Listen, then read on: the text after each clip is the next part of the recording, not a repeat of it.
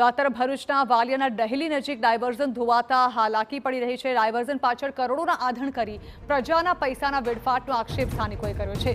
Bridge જર્જરિત હોવાથી 2 વર્ષથી ડાયવર્ઝન કાઢવામાં આવ્યું હતું।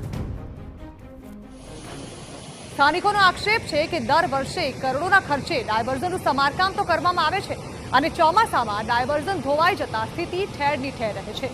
ડાયવર્ઝનને બદલે બ્રિજ બનાવી કાયમી નિરાકરણ લાવવા સ્થાનિકો માંગ કરી રહ્યા છે।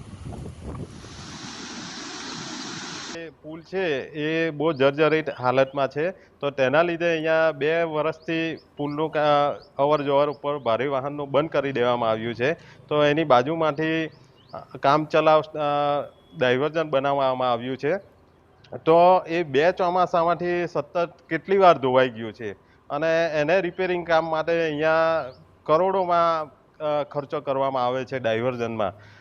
જો એ કોઈ ઉપલા અધિકારીઓ ધ્યાન આપે તો એ જ રિપેરિંગના કામમાંથી ડાયવર્ઝનના સમારકામના પૈસામાંથી આ બ્રિજ બની જાય એવું છે। હવે ડાયવર્ઝન જે બનાવ્યું છે એની પર રહીને મોટા વાહનો પસાર થતા હતા, હવે મુખ્ય રોડ બંધ કરી દીધો છે એટલે નાના વાહનો પણ તે ડાયવર્ઝન પર થઈને જ પસાર થાય છે। ઘણા લોકોને ત્યાં હાલાકી વેઠવી પડે છે।